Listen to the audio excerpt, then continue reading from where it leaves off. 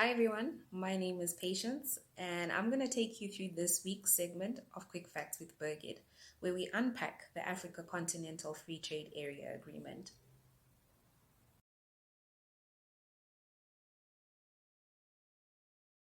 The AFCFTA has created the largest trade bloc in the world and is also expected to create opportunities for African economies through the diversification of exports, through the attraction of foreign direct investment, and also through the development of self sufficiency across the region.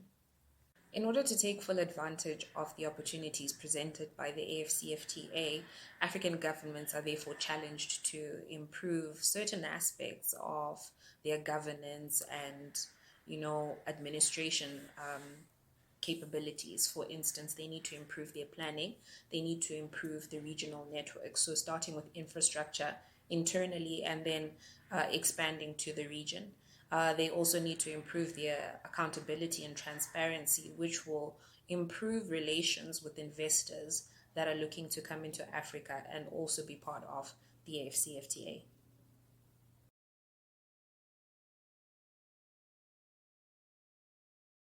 The key impediment to the implementation of the AFCFTA is infrastructure. And propelling the economy forward will require a lot of investment in infrastructural development across the continent. According to the African Development Bank, the shortage of infrastructure in Africa is a key impediment as well to overall productivity.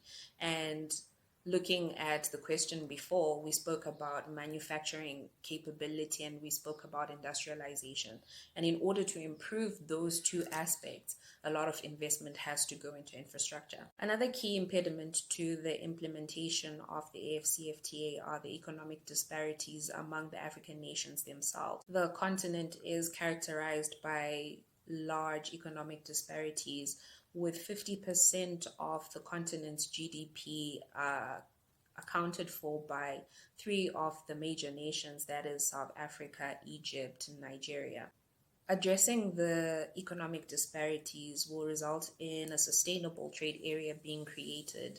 And regardless of whether the powerful or economically stable nations pull out, the trade area will continue to subsist.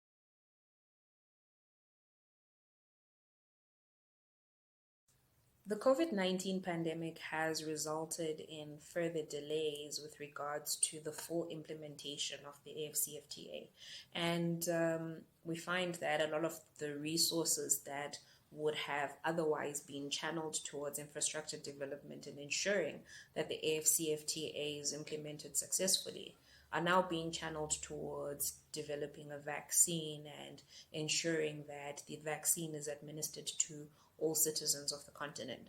So, with a lot of the resources being pulled from the project, we find that there are delays in the rollout of the AFCFTA. In the longer term, however, the AFCFTA is expected to aid African nations in recovering from the economic shocks that have been brought about by the COVID-19 pandemic, thus serving to improve the African economy's resilience to future economic shocks.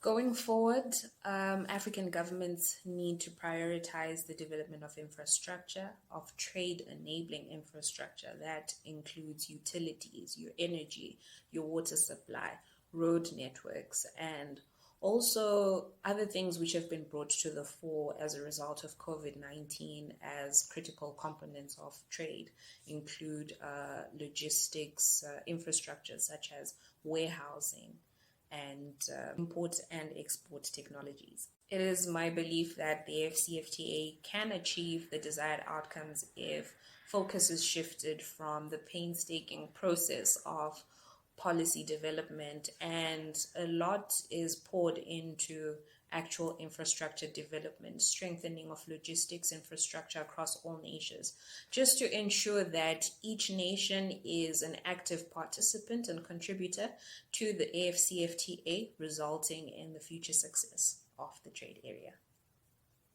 And that's it from me on the AFCFTA. For more information regarding any research that we've done on the AFCFTA, feel free to visit our website at www.birguid.co.za. Have a good day.